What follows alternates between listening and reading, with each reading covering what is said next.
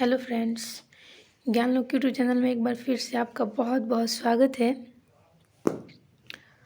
आज मैं 2019 का प्रीवियस ईयर क्वेश्चन पेपर आप लोगों के सामने लेके आई हूँ, जो शिफ्ट 1 में जिसका एग्ज़ाम हुआ था 2019 में। प्रीवियस ईयर क्वेश्चन पेपर है, आप लोगों के लिए बहुत ही लाभदायक है। बहुत ही ध्यान से देखिएगा आप लोग ये वीडियो को अंत तक। और इसके पहले भी मैं प्रीवियस ईयर के क्वेश्चन आंसर डाली हुई हूँ, अगर आप लोग नहीं देखे हो तो उसको भी देख लीजिए। वो 2018 का प्रीवियस ईयर क्वेश्चन आंसर। तो चलिए हम बढ़ते हैं क्वेश्चन की ओर। तो हमारा पहला क्वेश्चन है, भाषा के अर्जन एवं विकास के लिए सर्वाधिक संवेदनशील अवधि कौन सी है? बताइएगा इसका आंसर क्या होगा। भाषा के अर्जन एवं विकास के लिए सर्व संवेदनशील अवधि कौन सी है? जन्म पूर्व अवधि, प्रारंभिक बाल्यावस्था, मध्य बाल्यावस्था, किशोरावस्था। बताइएगा क्वेश्चन नंबर 1 का आंसर क्या हो जाएगा। ऑप्शन नंबर 1 जन्म पूर्व अवधि, ऑप्शन नंबर 2 प्रारंभिक बाल्यावस्था, ऑप्शन नंबर 3 मध्य बाल्यावस्था, ऑप्शन नंबर 4 किशोरावस्था। बताइए इसका सही आंसर क्या हो जाएगा। भाषा के अर्जन एवं विकास के लिए सर्व संवेदनशील अवधि कौन सी है? भाषा अर्जन और विकास के लिए सर्व संवेदनशील अवधि कौन सी होती है? इसका सही आंसर हो जाएगा ऑप्शन नंबर 2 प्रारंभिक बाल्यावस्था। प्रारंभिक बाल्यावस्था में ही बच्चे क्या है, भाषा को अर्जन करते हैं। भाषा अर्जन का मतलब होता है कि हमारे परिवार से जो हमें मिलता है, जो भाषा हमें सीखने के लिए मिलता है, वो अर्जन होता है। और भाषा अधिगम जो होता है, भाषा अधिगम हम स्कूल से सीखते हैं, स्कूल में हमें सीखने के लिए मिलता है। इन भाषा अर्जन जो होता है वो हमें अपने घर परिवार से सीखने के लिए मिलता है।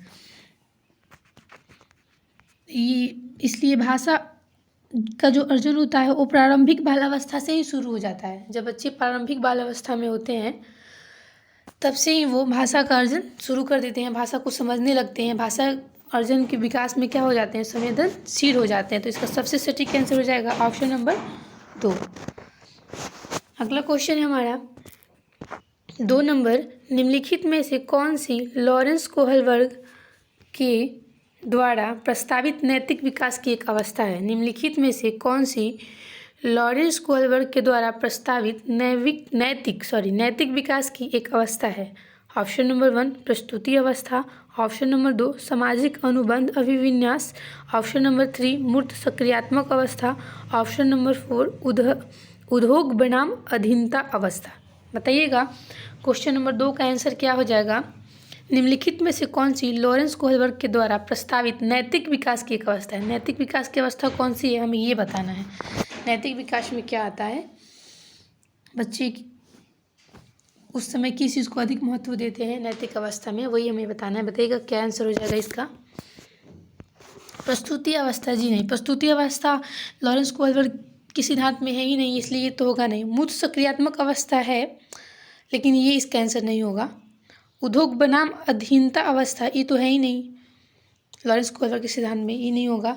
सामाजिक अनुबंध विन्यास, जी हाँ, इसका सबसे सटीक आंसर हो जाएगा सामाजिक अनुबंध विन्यास। जब बच्चा नैतिक विकास की अवस्था में होता है तो वो सामाजिक अनुबंध अभिविन्यास, समाज की ओर ज़्यादा अग्रसर होता है, उसमें नैतिकता समाज के लिए अधिक आती है।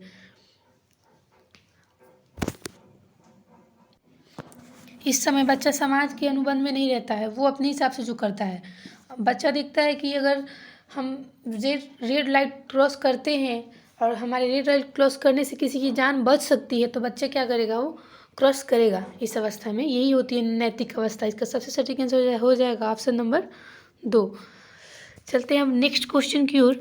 नेक्स्ट क्वेश्चन है हमारा, बहुत अच्छा क्वेश्चन है। कक्षा में परिचर्चा के दौरान एक शिक्षक प्रायः लड़कियों की तुलना में लड़कों पर अधिक ध्यान देता है, यह किसका उदाहरण है? जेंडर पक्षपात का उदाहरण है, जेंडर संबंधता का उदाहरण है, जेंडर पहचान का उदाहरण है, या जेंडर समरूपता का उदाहरण है? बताइएगा इसका सही आंसर क्या हो जाएगा। 3 नंबर क्वेश्चन का सही आंसर क्या होगा, बताइएगा। बहुत अच्छा क्वेश्चन है और बहुत इजी क्वेश्चन है।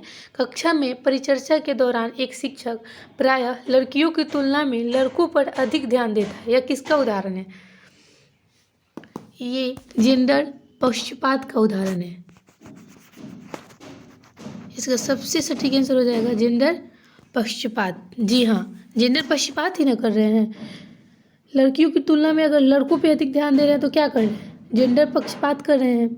जेंडर पहचान तो कर नहीं रहे हैं, ये होगा नहीं। जेंडर समरूपता तो कर नहीं रहे हैं, क्योंकि दोनों को एक भाव में लेके चलते तो समरूपता होता है। जेंडर संबंधता तो है ही नहीं। इसका सबसे सटीक आंसर हो जाएगा जेंडर पक्षपात कर रहा है शिक्षक। ठीक है, चलते हैं अब नेक्स्ट क्वेश्चन की ओर। नेक्स्ट क्वेश्चन है हमारा, बच्चों में जेंडर रूढ़िवादिता एवं जेंडर भूमिका अनुरूपता को कम करने के लिए निम्नलिखित में से कौन सी पद्धति प्रभावशाली है? फिर से मैं क्वेश्चन रिपीट करती हूँ, ध्यान दीजिएगा। बच्चों में जेंडर रूढ़िवादिता एवं जेंडर भूमिका अनुरूपता को कम करने के लिए निम्नलिखित में से कौन सी पद्धति प्रभावशाली है? ऑप्शन नंबर 1, जेंडर पक्षपात के बारे में परिचर्चा, जेंडर विशिष्ट भूमिकाओं को महत्व देना। ऑप्शन नंबर 3, जेंडर पृथक खेल समूह बनाना। ऑप्शन नंबर 4, जेंडर पृथक बैठने की व्यवस्था करना। बताइएगा क्वेश्चन नंबर 4 का सबसे सटीक आंसर क्या हो जाएगा? बच्चों में जेंडर रूढ़िवादिता एवं जेंडर भूमिका अनुरूपता को कम करने के लिए निम्नलिखित में से कौन सी पद्धति प्रभावशाली है? बताइएगा 4 नंबर क्वेश्चन का आंसर क्या हो जाएगा? बच्चों में जेंडर रूढ़िवादिता एवं जेंडर भूमिका अनुरूपता को कम करने के लिए। जेंडर रूढ़िवादिता का मतलब होता है कि जो पहले से ही चली आ रही है, बहुत पीढ़ियों से चली आ रही है। जेंडर रूढ़िवादिता कि लड़की है तो लड़की घर का काम करेगी, लड़के हैं तो लड़के बाहर के काम करेंगे, लड़की को लड़कों का कपड़ा नहीं पहनना चाहिए, लड़कियों को गाना गाना चाहिए, लड़कों को गाना नहीं गाना चाहिए। ये क्या है? वो बहुत पहले से ही चली आ रही है, बहुत पुरानी परंपरा है। तो ये क्या हो गई? ये जेंडर रूढ़िवादिता हो गई। और जेंडर भूमिका हो गई कि हम जेंडर भूमिका हो गया कि हम लड़के हैं फिर भी लड़कियों का काम कर सकते हैं, कर रहे हैं, मतलब अभी कर रहे हैं प्रेजेंट में, तो ये भूमिका निभा रहे हैं, तो ये हो जाएगा। तो बताइएगा इसका 4 नंबर क्वेश्चन का सबसे सटीक आंसर क्या होगा? सबसे सटीक आंसर इसका हो जाएगा जेंडर पक्षपात के बारे में परिचर्चा करना। जेंडर पक्षपात के बारे में परिचर्चा करना। जेंडर विशिष्ट भूमिकाओं को महत्व देना, ये भी उतना प्रभावशाली नहीं है। जेंडर पृथक खेल समूह बनाना, नहीं, पृथक्करण तो करना ही नहीं है। जेंडर पृथक बैठने की व्यवस्था करना, नहीं, पृथक्करण जहाँ भी आ गया ये तो गलत हो जाएगा। जेंडर विशिष्ट भूमिकाओं को महत्व देना, ये भी नहीं। सबसे सटीक आंसर हो जाएगा जेंडर पक्षपात के बारे में परिचर्चा करना। हाँ, परिचर्चा करना, बैठाना, सभा बुलाना, उसमें बताना कि जेंडर पक्षपात हमें नहीं करना चाहिए, हमारे लिए सबको ही समान है, सबको एक समान लेके चलना चाहिए। तो लड़कों और लड़कियों को कभी भी अलग अलग भाव से नहीं देखना चाहिए, सभी लोग सब काम कर सकते हैं और दोनों को हमें पॉजिटिविटी देनी है, किसी एक को विशेष महत्व नहीं देना है, दोनों हमारे लिए बराबर है। तो इससे हम चर्चा करेंगे तभी ना पता चलेगा। तो इसका सबसे सटीक आंसर हो जाएगा जेंडर पक्षपात के बारे में परिचर्चा करना। इससे लोगों का मानसिक विकास भी होगा और समाज में बदलाव भी होगा, और जेंडर रूढ़िवादिता में भी हो सकता है बदलाव हो। इसलिए सबसे सटीक आंसर इसका यही हो जाएगा जेंडर पक्षपात के बारे में परिचर्चा करना। चलते हैं हम नेक्स्ट क्वेश्चन की ओर। नेक्स्ट क्वेश्चन है हमारा, इंग्लिश वाले जो लोग हों, इंग्लिश में भी है, आप लोग अगर बोलिएगा तो हम इंग्लिश में भी इसको बता सकते हैं। इंग्लिश हिंदी दोनों में है, जैसे आप लोग उस विधा जिसमें लगे इंग्लिश या हिंदी में, आप उस हिसाब से इसको पढ़ सकते हैं। हम ज़्यादा इंग्लिश पे ही ध्यान दे रहे हैं, लेकिन हम हिंदी पे दे रहे हैं, सॉरी, इंग्लिश में भी हम बता सकते हैं। फिलहाल हमको लग रहा है कि ज़्यादा ज़रूरत हिंदी की है, इसलिए हिंदी पे अधिक फोकस है मेरा। ठीक है, तो क्वेश्चन नंबर 5 है, निम्नलिखित में से किस मनोवैज्ञानिक ने बच्चों को ज्ञान के सक्रिय जिज्ञासु के रूप में देखते हुए उनके चिंतन पर सामाजिक एवं सांस्कृतिक विषय वस्तुओं के प्रभाव को महत्व दिया? बताइएगा, निम्नलिखित में से किस मनोवैज्ञानिक ने बच्चों को ज्ञान के सक्रिय जिज्ञासु के रूप में देखते हुए उनके चिंतन पर सामाजिक एवं सांस्कृतिक विषय वस्तुओं के प्रभाव को महत्व दिया? John B Watson, Lev Vygotsky, Jean पियाजे, लॉरेंस कोहलबर्ग।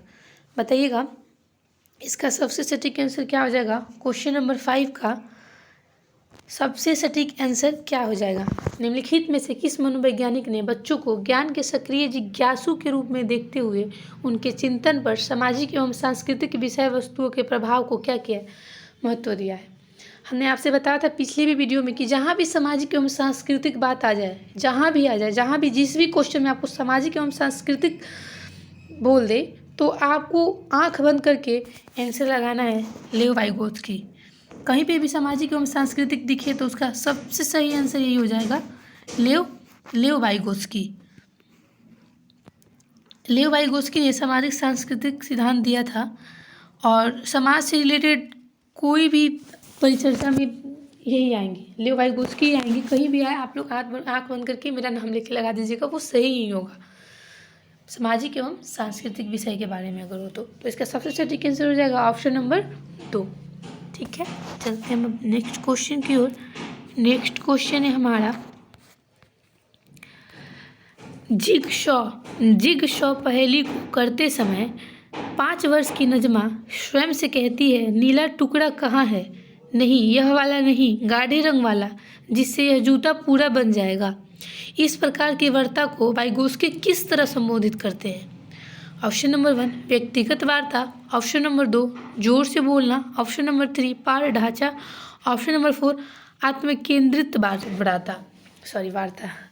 बताइएगा 6 नंबर क्वेश्चन का आंसर क्या हो जाएगा।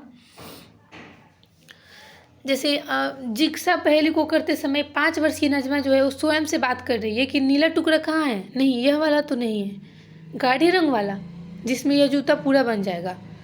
वो अपने आप से ही बात कर रही है। तो वाइगोत्स्की के अनुसार ये किस तरह संबोधित कर रही है, इसको क्या कहेंगे? व्यक्तिगत वार्ता कहेंगे, जोर से बोलना कहेंगे, या पाठ ढांचा कहेंगे, या आत्मकेंद्रित वार्ता कहेंगे? बताइएगा क्या हो जाएगा इसका सबसे सटीक आंसर।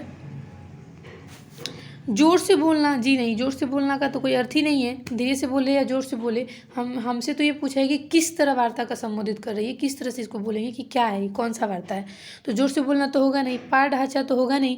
पाठ ढांचा होता है जिस सहारा, किसी को अगर सहारा दिया जाए, अगर कोई गिर रहा है उसको थोड़ा सा सहारा दे दिया जाता है तो उठ जाता है, खड़े हो जाता है। यानी जो बीच पे व्यक्ति जो सहारा देता है उसको पाठ ढांचा बोलते हैं। सहारा देना किसी को, बस पूरी मदद नहीं करना, केवल पाठ ढांचा प्रदान करना, यानी कि थोड़ी सी सहायता करना पाठ ढांचा होता है। तो सहायता तो किसी की कर नहीं रही है, इसलिए ये तो इसका आंसर होगा ही नहीं। आत्मकेंद्रित वार्ता आत्मकेंद्रित वार्ता का मतलब होता है कि आत्मा को क्या करे, केंद्रित करके अपने आप से बात करना, अपने अंतर आत्मा से बात करना। तो अंतर आत्मा से बात नहीं कर रही है, वो तो स्वयं से कह रही है नीला टुकड़ा कहाँ है, नहीं यह वाला नहीं है, गाढ़े रंग वाला जिसमें यह जूता पूरा बन जाएगा वो चाहिए, वो ढूंढ रही है। तो इसलिए आत्मकेंद्रित वार्ता भी नहीं होगा। इसका सबसे सटीक आंसर हो जाएगा व्यक्तिगत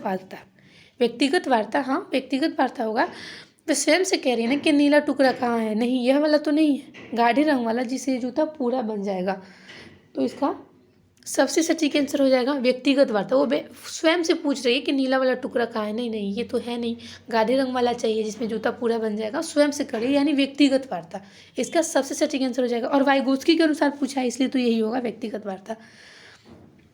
एक और वैज्ञानिक पूछता है कोहलबर्ग के हिसाब से तो आत्मकेंद्रित वार्ता होगा उसमें ये नहीं होगा। जीन पियाजे, कोहलबर्ग, इन लोगों के बारे में पूछेगा तब तो ऑप्शन नंबर 4 सही हो जाएगा। लेकिन वाइगोत्स्की के अनुसार पूछा है इसलिए इसका ऑप्शन नंबर 1 सही आंसर होगा। ठीक है, चलते हैं हम अब नेक्स्ट क्वेश्चन की ओर। तो इसका आंसर हो जाएगा ऑप्शन नंबर 1। 6 नंबर क्वेश्चन का आंसर हो जाएगा ऑप्शन नंबर 1। अब चलते हैं हम नेक्स्ट क्वेश्चन की ओर। नेक्स्ट क्वेश्चन है हमारा बच्चों को संकेत देना तथा आवश्यकता पड़ने पर सहयोग प्रदान करना निम्नलिखित में से किसका उदाहरण है? प्रबलन का, अनुबंधन का, मॉडलिंग का, पाठ ढांचा का? ध्यान से देखिएगा क्वेश्चन 7, ध्यान से देखिएगा। बच्चों को संकेत देना, देखिएगा भी और सुनिएगा भी केवल देखिएगा ही नहीं। क्वेश्चन नंबर 7 है बच्चों को संकेत देना तथा आवश्यकता पड़ने पर सहयोग प्रदान करना निम्नलिखित में से किसका उदाहरण है? प्रबलन का, अनुबंधन का, मॉडलिंग का, या पाठ ढांचा का? अभी भी इसके पहले वाले क्वेश्चन में मैंने आपको बताया था, ये क्वेश्चन एकदम इजी आप लोग बता सकते हैं। इसके पहले वाले में मैंने इस पर चर्चा किया था। बच्चों को संकेत देना या आवश्यकता पड़ने पर सहयोग प्रदान करना क्या हो जाएगा? प्रबलन होगा? नहीं, प्रबलन नहीं होगा। अनुबंधन होगा? नहीं। मॉडलिंग होगा? नहीं। हाँ, पार हो जाएगा, पार यानी ढांचा। अभी मैंने आपको बताया ना कि कोई अगर गिर रहा है तो थोड़ी सी सहायता दे देना कि वो उठ जाए, खड़े हो जाए अपने पैरों पे। ये क्या हो गया, आप क्या कर रहे हैं, उसको एक ढांचा प्रदान कर रहे हैं।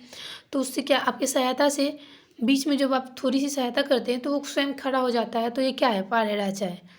तो वही ये कह रहा है कि बच्चों को संकेत देना तथा आवश्यकता पड़ने पर सहयोग प्रदान करना, थोड़ी सी आवश्यकता पड़ने पे करना है, ज़्यादा नहीं करना, जिससे वो खुद वो काम कर ले जो काम वो कर रहा है। निम्नलिखित में से किसका उदाहरण है, तो ये पार ढांचा का हो जाएगा। सबसे सटीक आंसर हो जाएगा ऑप्शन नंबर 4, पार ढांचा। ठीक है, चलते हैं हम अब नेक्स्ट क्वेश्चन की ओर। नेक्स्ट क्वेश्चन है हमारा क्वेश्चन नंबर 8 है, निम्नलिखित व्यवहारों में से कौन सा जीन पियाजे के द्वारा प्रस्तावित मूर्त सक्रियात्मक अवस्था को विशेषित करता है। फिर से सुनिएगा क्वेश्चन, निम्नलिखित व्यवहारों में से कौन सा जीन पियाजे के द्वारा प्रस्तावित मूर्त सक्रियात्मक अवस्था को विशेषित करता है। ऑप्शन नंबर 1 परिकल्पित निगमनात्मक तर्क सध्यात्मक विचार। ऑप्शन नंबर 2 संरक्षण कक्षा समावेशन। ऑप्शन नंबर 3 अस्थगित अनुकरण पदार्थ अस्थायित्व। ऑप्शन नंबर 4 प्रतीकात्मक खेल विचारों की अनुत्क्रमणीयता। बताइएगा 8 नंबर क्वेश्चन का सबसे सटीक आंसर क्या हो जाएगा। बताइएगा 8 नंबर क्वेश्चन का सबसे सटीक आंसर क्या हो जाएगा। निम्नलिखित व्यवहारों में से कौन सा जीन पियाजे के द्वारा प्रस्तावित मूर्त सक्रियात्मक अवस्था को विशेषित करता है। परिकल्पित निगमनात्मक तर्क साधनात्मक विचार, जी नहीं, तर्क तो मूर्त सक्रियात्मक क्या होता है, मूर्त और अमूर्त होता है, वो होता है कि अगर कोई भी वस्तु बच्चे को हम दे दें और तब उस दिखा दें या दिखा दें और तब समझाएं कि ये वस्तु ये है ना। जैसे कि अगर हम डस्टर हमारे हाथ में है और बच्चे को दिखा के डस्टर के बारे में कुछ समझा रहे हैं, तो ये क्या हो गया, ये मूर्त चीज़ हो गया। मूर्त मतलब कि दिखा के बताना, और मूर्त हो गया जो बिना दिखाए हुए हम उसको बता रहे हैं। ठीक है, जी नहीं, मैंने उल्टा बोल दिया। मूर्त वो होता है जो बिना दिखाए बताया जाए, जो बिना दिखाए बता दिया जाए कि ये ऐसे ऐसे होता है, कि इस चीज़ का उदाहरण दे दिया जाए। जैसे आगरा का ताजमहल है, उसके बारे में बच्चों को बता दिया जाए, लेकिन उसको दिखाया ना जाए, फ़ोटो के माध्यम से या ब्लैक बोर्ड पर बना के बस उसके बारे में ऐसे ही बता दिया जाए, इमेजिन की तरह, तो वो मूर्त सक्रियात्मक हो जाएगा। लेकिन अगर बच्चे को कोई चीज़ वस्तु कोई सामने दिखा के बताया जाए तो क्या हो जाएगा, अमूर्त हो जाएगा। अमूर्त मतलब कि दिखा के, और दिखा के कोई भी चीज़, किसी भी चीज़ को दिखा के उसके बारे में अगर हम बताएंगे, जैसे पेन के बारे में किसी को बता रहे हैं बच्चे को, तो पेन दिखा के अगर इसके बारे में हम उसको बताएंगे कि ये पेन है, ये ब्लू कलर का चलता है, इसको चला के बताएंगे कि ये पेन है, ये ब्लू कलर का है, तो उससे क्या होगा, बच्चे बहुत ही अच्छे से सीख पाएंगे, क्योंकि प्रत्यक्ष उसके सामने पेन है और पेन के बारे में ही हम समझा रहे हैं। इससे बच्चे क्या है, बहुत ही अच्छे से सृजनात्मक तरीके से बच्चे क्या करेंगे, सीखेंगे, और उनका रुचि भी बढ़ेगा कि हाँ भाई देखिए पेन कैसा है, सर बता रहे हैं, तो उनका रुचि भी बढ़ेगा। इसलिए ना NEP में या NCF 2005 में सब में कहा गया है कि बच्चे को मूर्त से अमृत की ओर ले जाना है। ठीक है, तो होता है अमृत। तो परिकल्पित निगमनात्मक तर्क सध्यात्मक विचार, ये तो होगा नहीं। अस्थगित अनुकरण पदार्थ अस्थायित्व, जी नहीं, इसका तो कोई मतलब ही नहीं है। प्रतीकात्मक खेल विचारों की अनुत्क्रमणीयता, विचारों की भी अनुक्रमणीयता नहीं, इसका सबसे सटीक आंसर हो जाएगा संरक्षण कक्षा समावेशन। मूर्त सक्रियात्मक अवस्था को विशेष करता है संरक्षण और कक्षा समावेशन, मतलब कि कक्षा में क्या हो, समावेशन हो, समान हो। ठीक है, चलते हैं हम अब नेक्स्ट क्वेश्चन की ओर। नेक्स्ट क्वेश्चन है हमारा, बच्चों के संज्ञानात्मक विकास के संदर्भ में निम्नलिखित में से कौन सी पियाजे की संरचना है। Option number 1 schema, option number 2 अवलोकन अधिगम, ऑप्शन नंबर 3 अनुबंधन, ऑप्शन नंबर 4 प्रबलन। बताइएगा 9 नंबर क्वेश्चन का आंसर क्या हो जाएगा। बच्चों के संज्ञानात्मक विकास के संदर्भ में निम्नलिखित में से कौन सी पियाजे की संरचना है। पियाजे का पूछा है, ध्यान दीजिएगा। ऐसे कितने बार ऐसा होता है कि ऑप्शन देख के हम मार दिए, लेकिन हर अलग अलग वैज्ञानिकों का अलग अलग सिद्धांत है ना, अलग अलग चीज़ वो उनमें बताए हैं, इसलिए पियाजे के अनुसार बताना है। कोलबर्ग का अलग है और वाइगोस्की जी का अलग है। बताइएगा इसका सबसे सटीक आंसर क्या हो जाएगा संज्ञानात्मक विकास के संदर्भ में। 9 नंबर क्वेश्चन का आंसर क्या हो जाएगा, स्कीमा। इसका आंसर हो जाएगा स्कीमा। संज्ञानात्मक विकास के संदर्भ में पियाजे द्वारा स्कीमा की संरचना है, सही है। ठीक है, अवलोकन अधिगम नहीं, ये नहीं है। अनुबंधन ये नहीं है। प्रबलन ये भी नहीं है। इसका सबसे सटीक आंसर हो जाएगा स्कीमा। ठीक है, पियाजे के अनुसार। चलते हैं हम नेक्स्ट क्वेश्चन की ओर। नेक्स्ट क्वेश्चन है हमारा 10 नंबर, आकलन का प्राथमिक उद्देश्य क्या होना चाहिए। बहुत अच्छा क्वेश्चन है। आकलन का प्राथमिक यानी प्राथमिक का मतलब क्या होगा, शुरुआती। आकलन का प्राथमिक उद्देश्य क्या होना चाहिए। ऑप्शन नंबर 1, विद्यार्थियों के लिए श्रेणी निश्चित करना। तो ऐसे ही इस वजह से देखते ही गलत लग रहा है। श्रेणी में तो कभी हमें बांटना ही नहीं है, सबको एक साथ लेके चलना है, एक साथ पढ़ाना है। तो देख के ही ये गलत लग रहा है कि ये तो होगा ही नहीं। संबंधित अवधारणाओं के बारे में बच्चों की अस्पष्टता तथा भ्रांतियों को समझना। ऑप्शन नंबर 3, विद्यार्थियों के प्राप्तांकों के आधार पर उनको नामांकित करना। जी नहीं, नामांकित नहीं करना है कि तुम विशेष हो और तुम नहीं हो, तुम्हारा इतना आ गया इनका नहीं आया, ये तो करना ही नहीं। इससे क्या होगा, इससे बच्चे क्या होंगे, डीमोटिवेट होंगे, क्योंकि उनका मोटिवेशन कम होगा, इसलिए ये तो होगा नहीं। ऑप्शन नंबर 4 है, रिपोर्ट कार्ड में उत्तीर्ण या अनुत्तीर्ण अंकित करना। नहीं, ये भी नहीं होगा। उससे बच्चे हतोत्साहित होंगे कि अरे वो ऐसे लिख दिया है, नहीं उत्तीर्ण अनुत्तीर्ण, तो ये तो होगा नहीं। सबसे सटीक इसका आंसर हो जाएगा, सबसे पॉजिटिव, ऑप्शन नंबर 2, संबंधित अवधारणाओं के बारे में बच्चों की अस्पष्टता तथा भ्रांतियों को समझना। ऑप्शन नंबर 2, 10 नंबर क्वेश्चन का आंसर हो जाएगा, संबंधित अवधारणाओं के बारे में बच्चों की अस्पष्टता और भ्रांतियों को समझना। हाँ, अस्पष्टता कि वो बोले, उसकी स्पष्टता वो हमारे सामने रखे, स्पष्टता करे। भ्रांतियों को समझना यानी उनके मन में जो अलग अलग प्रकार की भावनाएं हैं उनको क्या है, हम समझें। यही हमारा आकलन का उद्देश्य होना चाहिए। ठीक है, 10 नंबर क्वेश्चन का सबसे सटीक आंसर हो जाएगा ऑप्शन नंबर 2। ठीक है, चलते हैं हम अब नेक्स्ट क्वेश्चन की ओर।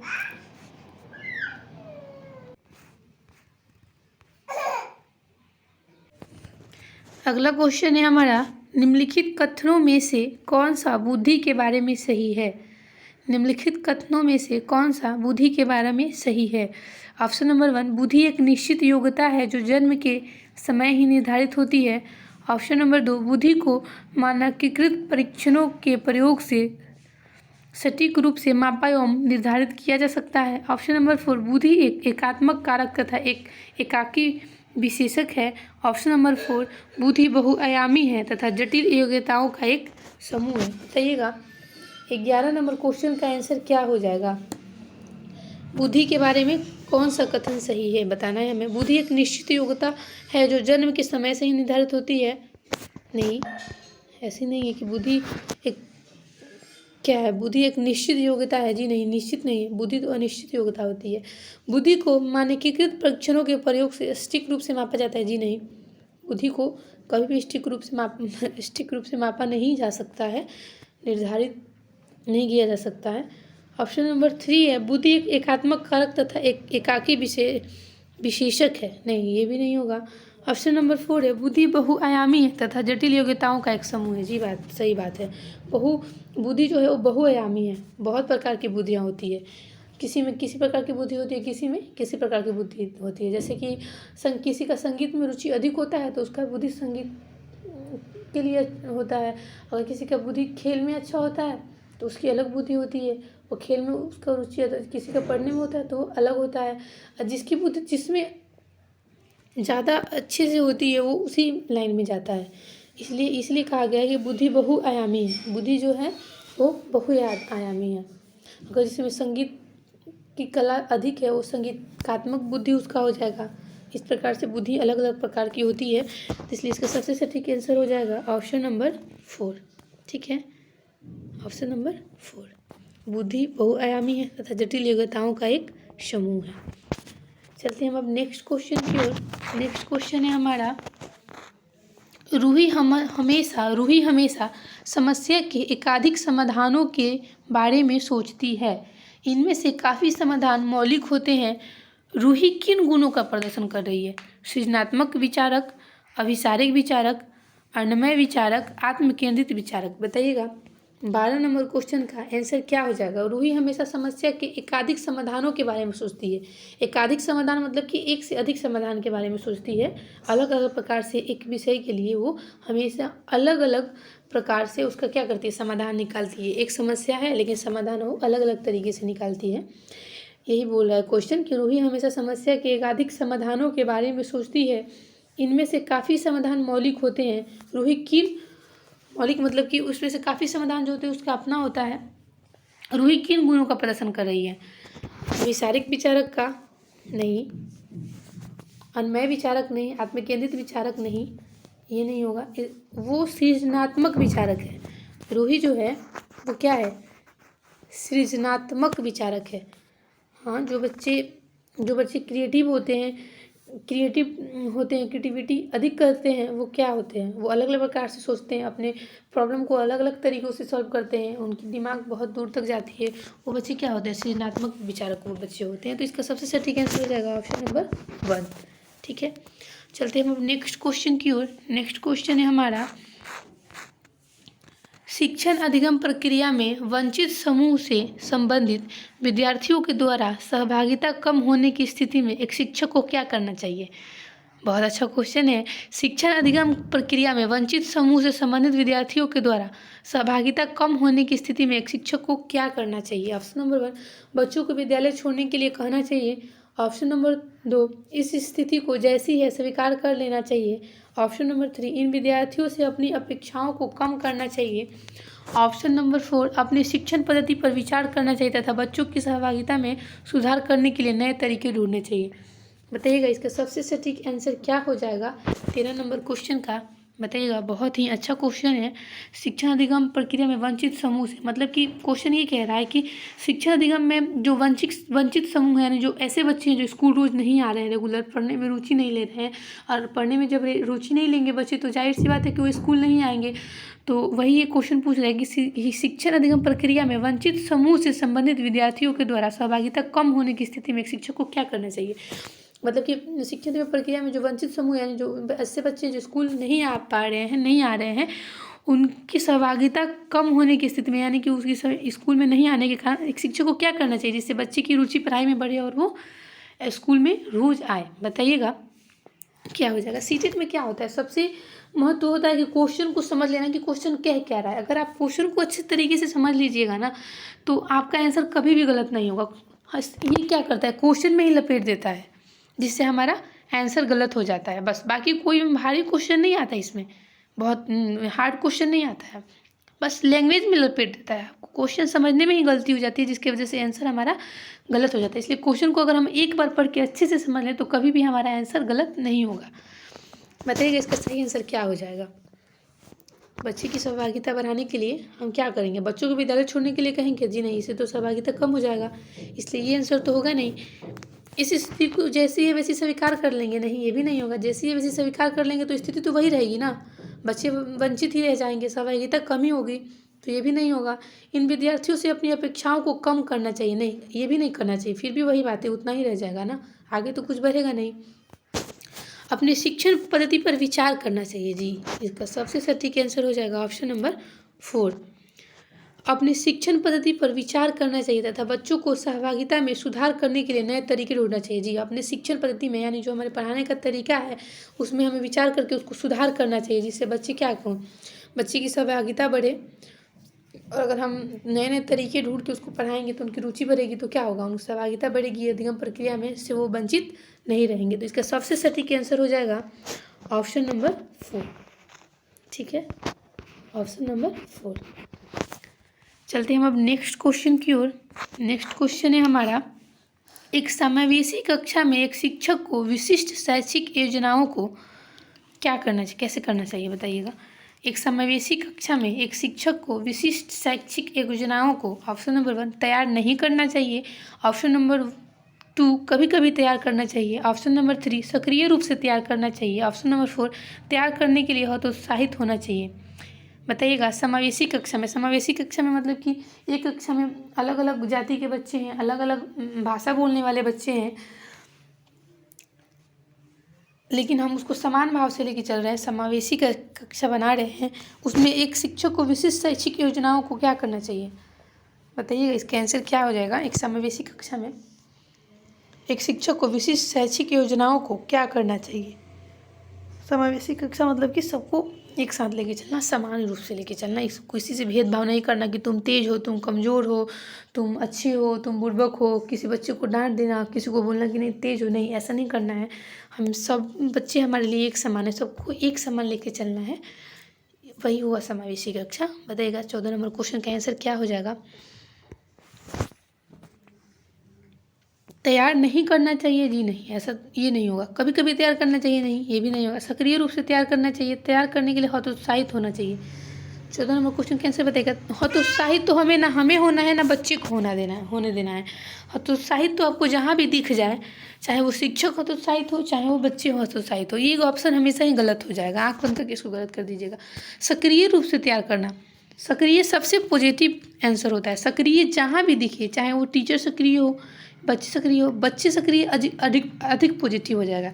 सक्रिय रूप से तैयार करना चाहिए, इसका सबसे सटीक आंसर हो जाएगा ऑप्शन नंबर 3। सक्रिय रूप से, जहाँ सक्रिय दिखे वो आँख बंद करके उसको सही कीजिए, और जहाँ हतोत्साहित दिखे उसको आँख बंद करके गलत कर दीजिए। ठीक है, चलते हैं अब नेक्स्ट क्वेश्चन की ओर। नेक्स्ट क्वेश्चन है हमारा क्वेश्चन नंबर 15। नेक्स्ट क्वेश्चन एवं लास्ट क्वेश्चन ये है हमारा।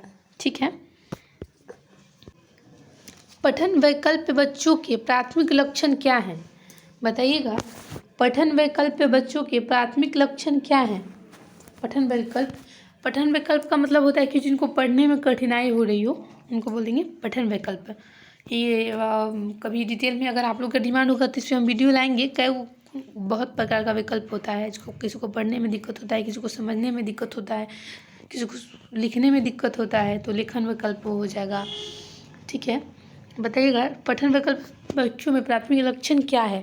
ऑप्शन नंबर 1 न्यून अवधान विकार। ऑप्शन नंबर 2 अवसारी चिंतन, पढ़ने में धारा प्रभाविता। ऑप्शन नंबर 3 धारा प्रवाह, पढ़ने की अक्षमता। ऑप्शन नंबर 4 एक ही गति विषय कार्य को बार बार दोहराना। बताइएगा 15 नंबर क्वेश्चन का आंसर क्या हो जाएगा।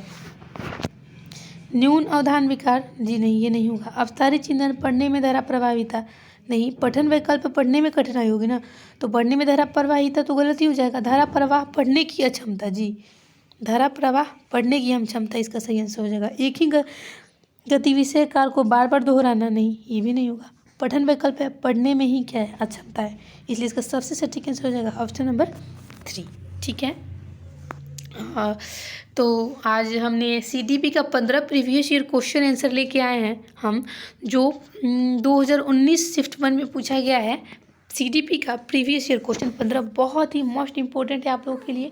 आप लोग यहाँ से क्वेश्चन आंसर देख के करके चाहिए, एग्ज़ाम में आपका एक भी क्वेश्चन नहीं बचेगा, ये हमारा दावा है आप लोगों से। और आप लोग अगर हमें सपोर्ट करते हैं तो हम ऐसे ही बहुत सारा वीडियो लाएंगे, अपना 100% आपको देंगे, लेकिन इसके लिए हमें आपकी सपोर्ट की ज़रूरत है। इसलिए हमारी मोटिवेशन को बनाने के लिए भी आपकी सपोर्ट की ज़रूरत है। इसलिए हमें लाइक, शेयर एंड सब्सक्राइब करें, आगे बढ़ाएं इस चैनल को, ताकि हम अपना 100% आपको दे सकें। अभी भी हम देते हैं, लेकिन मोटिवेशन की ज़रूरत है हमें। तो यहीं पे हम अपने सेशन को समाप्त करते हैं। और CDP का ये 2019 का पार्ट 1 था, पार्ट 2 आपके लिए लेके आएंगे। पार्ट 1 में 15 क्वेश्चन हमने आपको दिया, पार्ट 2 में फिर 15 क्वेश्चन देंगे, फिर 2019 का 30 क्वेश्चन हो जाएगा, शिफ्ट 1 का CDP का 30 क्वेश्चन हो जाएगा। तो तब तक के लिए बाय, मिलते हैं हम आपसे नेक्स्ट क्लास में। Thank you.